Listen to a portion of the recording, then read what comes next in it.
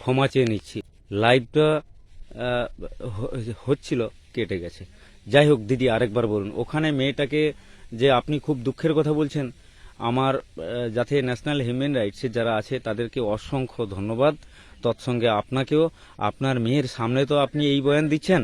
তা আমি মেয়েটার কাছে যাব। মা, মেয়েটার নাম কি? নন্দিনী। নন্দিনী, আমার দিকে চেয়ে দেখো মা। নন্দিনী, আপনার মা যে আপনার সামনে যেটুকু কথা বলছে, কথাটা সঠিক তো মা? বলো, কথা বলো। হ্যাঁ বলবে না, যেটা সঠিক মা বলছে তো, কথাটা সত্য তো মা? তা এত কিছু নির্যাতন পরেও রিসিভ করা হলো, সাগরে আসার পরেও ছেলেটা যে আপনাকে তুলে নিয়ে গেল, এবং তুলে নিয়ে যাওয়ার পরে যে ছেলেটার বাড়ির পাশে, আপনার বাড়ি তো একটু দূরে। আচ্ছা দিদি, ছেলেটা আপনার বাড়িতে কি, ছেলেটার বাড়িতে যাওয়ার পরে কি মারধর করেছে আপনাকে? হ্যাঁ, ও আমার মেয়েকে বাড়িতে ঔষধ ফেলে আমার মেয়েকে রাত 1টার সময় নিয়ে চলে যাচ্ছে। আমি খুঁজে পাই না, আমার পাশাপাশি জিজ্ঞেস করেছি, ছুটেছি। তারপরে এর লোকের পায়ে ধরে কানতুনু, সেই বলল মামি থামো থামো, আমি দেখছি। কইতে ওই ছেলেটাকে যখন ফোন করে বলে, হ্যাঁ এই তার মা কাঁদছে, ছুটছে, এই তোর কাছে নন্দিনী আছে নাকি বলে দে, নাইলে দেখ থানায় কমপ্লেন করলে তোর পুরো ঢিপা বাড়ি বিক্রি করে দেবে। বলতে বলে হ্যাঁ আমার কাছে নন্দিনী রাত 1টার সময় এসছে। বলে কই মেয়েটাকে দে দেখি। কইতে না, আমার মেয়ের সঙ্গে কথা বলেছে। বলতে তারপর মামি আমার কানতে হবে না, দৌড়াতে হবে না, মেয়ে ছেলের বাড়িতে আছে, তুমি চলে যাও এখনো। তারপরে আমি গিয়ে মেয়ের কাছ থেকে দেখি না, মেয়ে তার বাড়িতে আছে। তারপর সেখান থেকে এসে আমি থানায় জানিয়েছি। থানায় জানার পরে আমি জিরোস্কোপিটা জমা দিলাম, রাত 9টার দিকে জিরোস্কোপিটা জমা দিলাম। দিতে আমি স্যারকে বললাম, স্যার বলে তুমি এতদিন কিছু বলনি আর এ করনি, আজকের এসছো এই রাত 9টার সময়, আমরা কি করব? তুমি কি ফালতু কথা কইতে জায়গা পাও না, এখানে এসছো, হ্যাঁ ফাইলামি করছো? আমি বলে স্যার আমি তো থানা পুলিশ কিছু জানি না, আমি গ্রামের মানুষ, হ্যাঁ আমরা এগুলা থানা পুলিশ কিছু বুঝি না। আমরা মেয়ে যখন, আমার নাবালিকা মেয়ে যখন বারে বারে নিয়ে চলে যাচ্ছে 14 বছর বয়সে, আমি আমার গ্রামে জানাই, আমার গ্রাম কোনো সুরক্ষা করে না।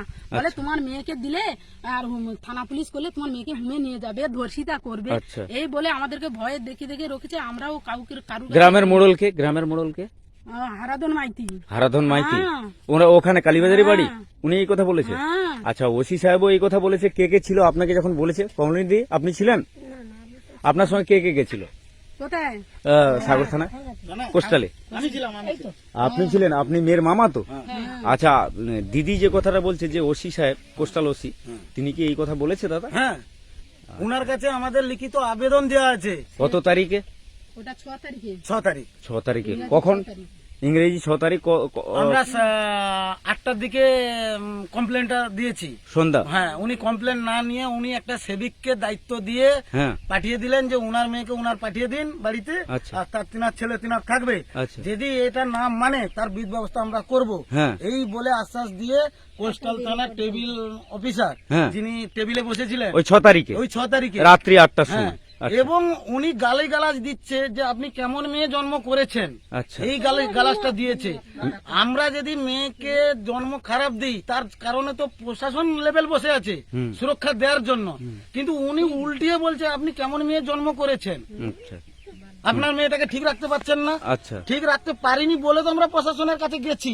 তাহলে প্রশাসনের কাজটা ছিল কি, যে আমাদের সুরক্ষা ভাবে আমার মেয়েটাকে বাড়িতে পৌঁছে দেয়া। উনি একটা সেবিকের দায়িত্ব দিয়ে টেবিলে বসে থাকলেন, সারা রাত ঘুমিয়ে থাকলেন। আজকে 17-18 দিন কোনো তার সুরাও হয়নি। মেয়েটার উপরে একের পর এক এত টাকা খরচা করে বাইর থেকে কিডন্যাপ করে তুলে নিয়ে এলাম, হ্যাঁ, এবং ছেলেটার নামে সমস্ত নালিশও দেওয়া আছে। উনাকে যখন বাইরে পাচার হয়ে যায় তখনই বলেছিলাম, বলে এখানে তো হবে না, যেখানে গেছে ওখানে হুলিয়া করুন। এই প্রসেস দিয়েও উনাদের পরামর্শতে মেয়েকে ফেরত নিয়ে আসার পরেও কোস্টাল থানা কিছুই করেনি, আজ অব্দি হাত গুটিয়ে বসে আছে। যাই হোক, ন্যাশনাল হিউম্যান রাইটসের যারা মহিলা তাদেরকে অসংখ্য ধন্যবাদ জানাবো। তার সঙ্গে কমলিনী জানা আছে, দিদি নমিতা পাত্র আছে, এবং আরো অনেকে আমরা মায়েরা আছে সাথে সঙ্গে। কিন্তু তবে এখন দিদি, আপনি তো মেয়ের মা, মেয়েটাকে আপনি কাছে পেয়েছেন, আনন্দিত তো? তো আপনি ছেলের সম্পর্কে কি চান? যে আমি চাই ছেলের শাস্তি হোক। হ্যাঁ, আমার কমপ্লেন এরকম আবার নিয়ে গিয়ে আবার প্রলোভন করে পরিবারের মেয়েকে এইভাবে ফুসলি ফাসলি নিয়ে গিয়ে কিছু করাতে পারে। যে আমার মেয়েকে শাস্তি দিয়েছে যেমন আমাকে করেছে সেটাই করো। হ্যাঁ, আপনি কি বলছেন বলুন।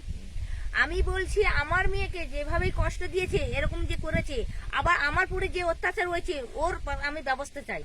হ্যাঁ ঠিক আছে, অবশ্যই খুব ভালো কথা। এরকম দেখা আবার কারো হতে পারে, ওর ভালো হবে কেন? আমার আজ আমার মেয়ের সঙ্গে করেছে, কাল দুদিনে পরে আবার দুটো মেয়ের সঙ্গে করবে, করতে করতে করতে করতে সিচুয়েশনটা এলাকা গোটা পছন্দ ধরে যাবে।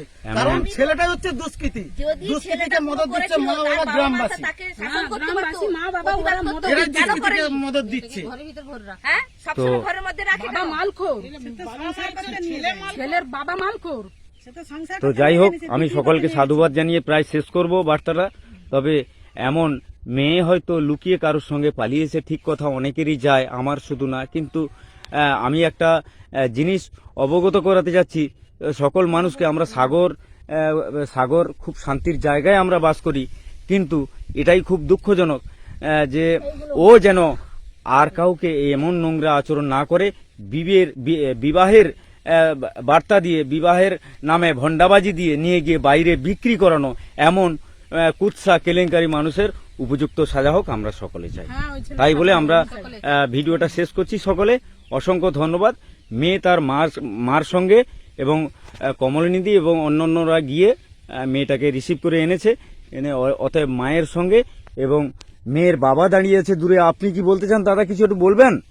যাই হোক, সেও এই তো দাঁড়িয়ে আছে মেয়ের মামার বাড়িতে। এখানে উপস্থিতি সকলে অসংখ্য ধন্যবাদ। দাদা কিছু বলবেন, হালকা কিছু বলুন। যাই হোক, মেয়ের মামা যেটা বলেছে আমরা সকলেই আনন্দিত। ঠিক আছে, অসংখ্য ধন্যবাদ। মেয়ের 18 বছর হয়নি, প্রমাণ আছে আপনাদের কাছে? কত বছর, এখন কত বছর হয়েছে? 15 বছর 4 মাস। 15 বছর 4 মাসের মেয়ে। খুব কষ্ট লাগে। মেয়েটা দাঁড়িয়ে আছে, তাকে যেখানে সেখানে নিয়ে গিয়ে বিক্রি করেছে। এমন কুৎসা কেলেঙ্কারি নোংরা আচরণকারীর উপযুক্ত সাজা হোক আমরা সকলেই চাই। নমস্কার।